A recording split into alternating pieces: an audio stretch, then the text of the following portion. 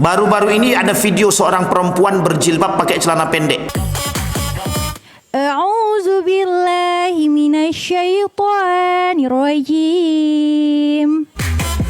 Bismillahirrahmanirrahim. Gabu deh.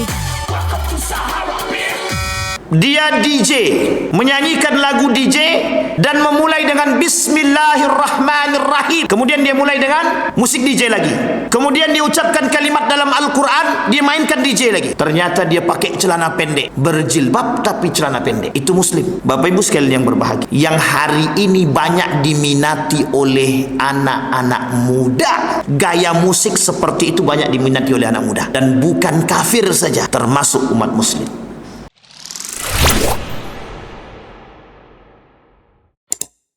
Nah, Bapak Ibu sekalian yang berbahagia, Allah kata jahidil kufar wal munafik. Sekarang Bapak Ibu itu kafirnya. Sekarang Bapak Ibu yang harus pahami kelompok keduanya. Apa kelompok keduanya itu? Munafik. Ada orang yang munafik dengan agama. Dia muslim tapi dia mendukung orang kafir, munafik. Dia muslim masih membeli produk Israel, munafik. Dia muslim tapi tak suka dengan syariat Islam, munafik. Dia muslim tapi melecehkan Al-Quran, munafik. Dia muslim tapi melecehkan nilai-nilai agama, munafik. Bapak ibu sekalian yang berbahagia, yang menjadi persoalan bukan bapak ibu. Yang menjadi persoalan kita hari ini adalah generasi setelah bapak ibu. Perhatikan baik-baik. Anak bapak ibu, perhatikan baik-baik. Berapa besar kekuatan mereka merusak pola pikir anak-anak kita hari ini dengan semua program yang mereka lakukan. Kita lihat Bapak Ibu yang sudah nampak di tengah kita hari ini. Berapa banyak anak-anak muda yang tercuci otaknya dengan gerakan-gerakan mereka. Sudah kita sampaikan, orang munafik itu banyak. Dan kata Nabi, yang paling berbahaya itu bukan orang kafir, justru orang munafik yang berada di antara kita. Ketika kita berbicara tentang agama, yuk sama-sama kita sholat berjamaah, kita kuatkan, kita bangun persatuan. Apa kata mereka? Alah, cuman sholat aja pun, sholat ya udah sholat aja lah gitu. Nah, itu munafik nama itu. Ketika ada semangat juang dalam membangun perekonomian misalkan, datang orang-orang di belakang. Udahlah kita kerjasama aja lah dengan produk-produk lain biar mudah kita dapat duit. Sampai di sini paham Bapak Ibu? Di tengah sangat marak-maraknya kehancuran, datang orang-orang yang coba membela non-muslim, munafik. Kasus-kasusnya sudah kita sampaikan. Artinya Bapak Ibu sekalian yang berbahagia, hari ini Bapak Ibu, kita tidak hanya diserang dengan orang kafir, kita juga diserang oleh orang munafik. Dan yang paling banyak menyerang kita hari ini orang munafik. Orang munafik. Sekarang saya lihat Bapak Ibu, saya kasih contoh Bapak Ibu. Salah satu kerusakan umat muslim hari ini ketika mereka menjadi seorang yang munafik. Bermunculan di tengah kita hari ini peleceh-peleceh Al-Quran. Dan yang melakukan pelecehan itu orang muslim. Baru-baru ini ada video seorang perempuan berjilbab pakai celana pendek. Nah, saya baru dapat kiriman dari abang ganteng kita. Dapat video itu, dia DJ, menyanyikan lagu DJ dan memulai dengan Bismillahirrahmanirrahim. Kemudian dia mulai dengan musik DJ lagi. Kemudian diucapkan kalimat dalam Al-Quran, dia mainkan DJ lagi. Ternyata dia pakai celana pendek, berjilbab tapi celana pendek. Itu muslim. Sampai di sini paham? Bapak Ibu sekalian yang berbahagia, yang hari ini banyak diminati oleh anak-anak muda. Gaya musik seperti itu banyak diminati oleh anak muda. Dan bukan kafir saja, termasuk umat muslim. Tapi uniknya, anak muda hari ini tak sadar. Mereka menganggap apa yang dilakukan oleh mereka tersebut seperti yang dilakukan oleh Ahmad Dhani. Apa yang dilakukan oleh Ahmad Dhani? Memulai acara konser dia dengan bismillah yang diiringi dengan irama yang tak sesuai dengan ajaran agama. Itu yang dilakukan oleh Ahmad Dhani. Muslim kan dia? Muslim. Tapi apa, bagaimana pandangan dia terhadap itu? Yang ketika masa Al-Quran dilantunkan dengan, mohon maaf, langgam Jawa, sudah sekian banyak orang yang protes, ditambah dengan musik pop, pelecehan terhadap Al-Quran. Itukah Bapak Ibu sekalian yang berbahagia? Boleh cek pengikut Ahmad Dhani itu, anak muda atau yang kakek-kakek? Rata-rata anak muda. Adakah mereka mengkonter pemikirannya Ahmad Dhani dengan melakukan hal demikian? Tidak ada. Kenapa? Fans. Jadi kita ni sudah dimakan fans. Makanya wajar ketika Nabi bilang, kata Nabi, kelak di akhir zaman akan banyak manusia mengikuti Tuhan mereka. Siapa itu? Manusia. Mereka akan mengikut panutan mereka, fans-fans mereka. Makanya kelak di akhir zaman tu yang jadi fans itu manusia, bukan lagi Nabi, bukan sahabat, bukan tabi'in, bukan tabi'at tabi'in. Justru orang-orang yang, mohon maaf, mengidolakan Nabi, para sahabat, dilecehkan. Sampai di sini bisa dipahami Bapak Ibu. Nah, itu kondisi kita hari ini Bapak Ibu. Pertanyaan muncul, kemana umat muslim? Kemana umat muslim? Muslim Pak Ustaz di mana-mana banyak betul. Pertanyaan selanjutnya muncul, kemana orang beriman? Kemana orang beriman? Kalau kita tak punya perhatian dan tak mau ikut berperang dalam melawan orang kafir dan orang munafik, maka mohon maaf, jangan bermimpi untuk bisa lebih baik. Kita ambil contoh. Kita ambil contoh masjid ini. Kalau sudah ada manusia munafik di dalam masjid ini Bapak Ibu, dan Bapak Ibu tidak lawan, maka mohon maaf, jangan salahkan kelak masjid ini akan beragam pemikiran dan mohon maaf akan keluar daripada syariat yang dijanjikan, yang sudah ditentukan oleh Allah. Jangan salah. Jangan salah. Kenapa demikian? Karena kita membiarkan orang munafik leluasa berbuat.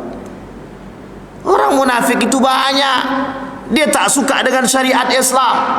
Dia akan lakukan apapun yang akan mereka lakukan.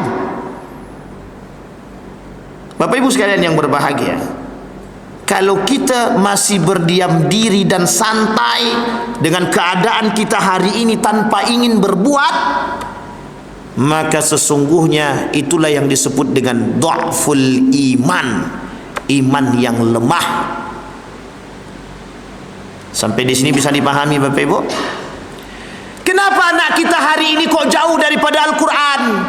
Yang melalaikan mereka lebih bisa dinikmati daripada Al-Quran itu sendiri. Apa buktinya? Contohnya banyak. Kenapa mereka lebih enak duduk menikmati musik di kafe daripada di sini? Itu pertanyaan besar bagi kita. Mengapa mereka lebih bisa menikmati lagu di kafe daripada menikmati Al-Quran di dalam masjid atau pengajian? Itu pertanyaan besar. Mengapa? Artinya apa? Keberhasilan kaum munafik, keberhasilan kaum kufar merusak pola pikir anak-anak kita hari ini terjawab. Sampai di sini bisa paham Bapak Ibu ya? Betapa bisa musik untuk dinikmati. Sekarang saya tanya ibu-ibu. Ibu-ibu dulu kita tanya, lebih nikmat mana, mendengarkan lagu selimut tetangga atau baca Quran? Baca Quran Ustaz. Iya di sini, di luar kita tak tahu. Berapa lebih banyak mana? Lebih banyak mendengarkan musik atau Al-Quran di rumah? Nih bapak-bapak yang mau jujur silakan jujur. Lebih banyak mana yang bapak-bapak dengarkan di rumah? Musik atau baca Quran? Mana tuh? Lebih banyak mana tuh kira-kira? Musik atau baca Quran? Baca Quran 5 menit ngantuk Ustaz. Dengarkan musik setengah jam lebih pun tak ngantuk-ngantuk. Itu dia. Jangan salah, wong di rumah saja lebih bisa menikmati musik daripada di kafe. Apa tak lagi di kafe? Lebih bisa lagi mereka nikmati. Mereka punya program banyak menghancurkan kita, asal kita ini jauh dari nilai-nilai agama. Pertanyaannya adalah, seberapa banyak yang bisa menikmati musik DJ? Uniknya, ketika musik tersebut dinyanyikan dengan lantunan Al-Quran, tidak ada sedikit pun yang mau protes, kecuali orang-orang yang beriman. Artinya apa Bapak Ibu? Mencampur adukkan yang subhat, mencampur adukkan yang halal dan yang haram, sehingga kita tidak tahu lagi mana yang halal, mana yang haram. Kalaulah mohon maaf kita berdiam dengan perbuatan mereka yang melecehkan Al-Quran, menyanyikan dengan lagu pop, dengan irama pop, menyanyikan dengan irama DJ, mengaji dengan irama-irama seperti itu, jadinya subhat. Tapi kalau kita diamkan, tidak ada yang menyalahkan, maka kelak akan lebih banyak berbuat demikian.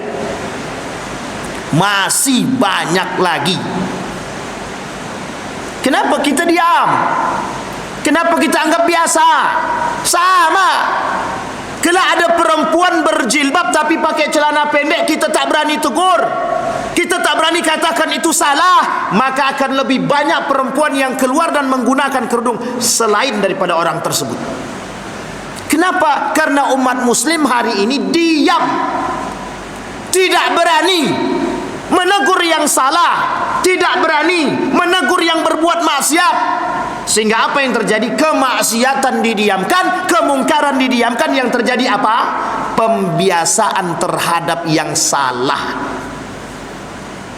Coba perhatikan kalimat yang saya sampaikan, kalimat ini. Ini kalimat yang sederhana. Lebih baik mana? Anak salat di masjid atau di rumah? Lebih baik mana anak salat di masjid atau di rumah? Ibu-ibu, lebih baik mana anak solat di masjid apa di rumah? Sekarang saya tanya lagi, lebih baik mana? Yang penting dia solat meskipun gak ke masjid, atau dia tidak ke masjid dan tidak solat? Lebih baik mana? Yang penting dia solat meskipun tidak ke masjid, atau dia tidak ke masjid, tidak solat? Lebih baik mana? Lebih baik yang penting dia solat, kan begitu? Nah sekarang saya tanya, lebih baik mana? Solat di masjid atau solat di kafe? Oke, masjid. Sekarang saya tanya lagi, lebih baik mana? Meskipun dia di kafe tapi solat, daripada dia di kafe tapi tidak solat? Lebih baik mana? Lebih baik yang penting dia solat meskipun di kafe, kan, daripada dia tidak solat, betul? Nah, sekarang saya tanya Bapak Ibu, itu tak yang kita sampaikan kepada mereka? Yang penting kau solat nak, betul apa salah? Betul apa salah? Itu tak yang kita sampaikan kepada anak-anak kita? Yang penting kau solat nak, mau di kafe kau, mau dimanapun kau, yang penting kau solat. Betul apa salah? Salah tuh. Yang betul? Hari ini kenapa kafe itu lebih penuh? Apa jawaban anak muda hari ini? Yang penting kami solat Ustaz. Mau kami solat di kafe atau dimanapun, yang penting kami Jadi jangan salah kalau masjid kita sunyi dari anak muda. Kenapa? Yang penting mereka hasil didikan orang tua, yang penting kau solat. Mau di kafe, mau dimanapun kau tempat, yang penting kau solat. Artinya apa? Pembiasaan terhadap peninggalan solat berjamaah di masjid. Akhirnya apa? Mohon maaf, anak muda terbiasa untuk tidak solat di masjid. Yang penting kami solat, yang penting kami ingat Allah, yang penting kami solat. Mau di masjid kayak kami solat, mau di rumah kayak, mau dimanapun silahkan. Nilai masjid hilang, nilai keberkahan masjid hilang. Kelak orang tak cinta masjid, memang cinta solat betul, tapi tak cinta lagi dengan masjid. Akhirnya apa? Mohon maaf, lambat laun yang menghuni ini, yang tua-tua mati bergiliran sedikit demi sedikit. Mohon maaf, tidak ada lagi anak muda. Masjid sunyi. Kenapa? Dibiasakan mengatakan kepada mereka, yang penting kau solat, mau di masjid ke, mau di rumah ke, mau di mana ke, yang penting kau jangan lupa solat. Itu pernyataan yang salah. Kalau bisa nak solat di masjid kalau tak sakit, kalau tak ada uzur, solat di masjid. Kemanapun kau pergi, kalau bisa solat di masjid. Nongkrong di kafe, cari masjid, solat di masjid. Begitu harusnya kita tanamkan kepada anak-anak kita. Artinya apa? Modal fikiran saja kita sudah membuat kebiasaan dalam lingkungan kita. Artinya apa? Kita tak pernah paksakan mereka ke masjid kok. Kita tak pernah paksakan mereka mengaji kok. Kita tak pernah kasih mereka, mohon maaf, hukuman kalau mereka tak solat, kalau mereka tak ngaji, kalau mereka tidak melakukan ibadah. Kita biasa-biasa saja kok. Di sekolah kalau mereka nggak buat PR, ada guru yang menghukum. Di rumah kalau kami tak sholat sudah biasa. Kenapa? Orang tuanya tak sholat. Mohon maaf Bapak Ibu. Artinya apa? Artinya akan banyak bermunculan manusia-manusia munafik di tengah-tengah umat muslim hari ini. Nabi kata begitu. Kelak kata Nabi, di akhir zaman akan muncul salasina kazzab. Kata Nabi, kelak di akhir zaman akan muncul 30 manusia penipu, pendusta. Salah satu karakter orang munafik apa? Dusta. Kalaulah cuma 30, itu bahasa kiasan. Artinya adalah akan muncul umat-umat yang lain dari kalangan umat muslim itu para pendusta. Siapa mereka? Orang munafik. Yang berani berdusta siapa? Munafik. Apakah orang beriman harus berdusta? Tidak. Berarti yang berdusta siapa? Munafik. Makanya kata Allah, jahidil kuffar wal munafik. Perangi orang kafir yang memerangi kita. Seperti Amerika yang memerangi umat muslim, perangi. Seperti orang kafir yang menjadi tangannya orang munafik menjadi tangannya orang kafir untuk merusak Islam, kita harus perangi. Kalaulah kafe itu merusak anak kita, kita harus perangi. Bagaimana cara kita memerangi? Jangan dibakar kafenya. Panggil anak tu. Kalau kau masih tak solat, jangan kau pernah balik ke rumahnya. Kata anaknya, oke. Itu pula masalahnya anak zaman sekarang tu. Semakin kita kasih rambu-rambu, semakin dirawatnya, Pak. Kalau kau tak mau ngaji, kalau kau tak mau solat, jangan pernah kau tinggal di rumah ni. Wah, kata anaknya, oke mak, kalau itu maunya mak, jangan mak cari aku ya kalau aku pergi. Seminggu pergi anak tadi, goyang iman maknya. Aduh, kemana anakku ni ya? Kata dia, dicari juga kan mak? Mak cari juga kan? Apa kata maknya? Mau solat kau mau tidak, tak apa-apa, yang penting kau balik ke rumah, kata dia. Coba bayangkan Pak, kalah kita sama anak hari ini kan? Kalah. Anak kecil umur 3 tahun setengah saja bisa mengatakan begitu kepada kita Pak. Apalagi yang di atas Pak. Tantangan kita berat Bapak Ibu, berat. Tantangan kita itu berat. Musuh kita yang nyata itu memang orang munafik, itu jauh lebih berat daripada orang kafir itu sendiri. Karena orang munafik itu berada di antara kita. Mereka kadang membantu orang kafir, kadang mereka bersama kita, kita tidak tahu. Itu buktinya. Ketika gencar-gencarnya pemboikotan produk Israel, masih banyak orang berkerudung, orang muslim berpeci masuk ke Starbucks, masuk ke KFC, membeli produk-produk Israel. Masih banyak sampai hari ini. Pertanyaan muncul, kemana rasa mereka? Apa mereka punya rasa? Apa mereka punya hati? Tidak punya. Sampai di sini bisa dipahami Bapak Ibu. Nah, begitulah keadaan kita. Nah, apa yang harus kita lakukan? Kembali kepada ayat tadi, jahidil kufar. 1, kita harus perangi orang kafir. Bagaimana cara kita memerangi? Orang kafir tidak suka dengan Islam. Kalau kita dekat dengan Islam, maka cara kita melawan mereka semakin dekat dengan Islam. Yang kedua, orang munafik itu sangat tidak suka melihat kita begitu dekat dengan Al-Quran. Maka apa yang harus kita lakukan? Semakin mendekat kepada Al-Quran. Orang munafik pengennya kita jauh daripada nilai-nilai agama. Apa yang harus kita lakukan? Mendekat kepada nilai agama. Orang munafik nggak suka dengan orang-orang yang ikut pengajian. Semakin kita datang dengan pengajian, orang munafik akan cari cara untuk merusak kita. Kita cari cara bagaimana kita menjaga kita. Orang munafik katakan hilangkan pendidikan agama. Kita katakan tambah pendidikan agama. Kalau pendidikan agama formal hilang, maka di masjid harus perbanyak pendidikan agama. Harus begitu kita melawan. Kalau kita melawan dengan perang di negara yang penuh dengan undang-undang ini, maka kita yang habis. Tapi kalau kita diserang, kita melawan, itu baik. Tapi kalau kita tidak diserang, kita tak bisa menyerang. Maka kalau diserang dengan pikiran kalau kita diserang dengan pikiran, kita harus melawan dengan pikiran. Kalau kita diserang dengan program, kita harus melawan dengan program. Harus.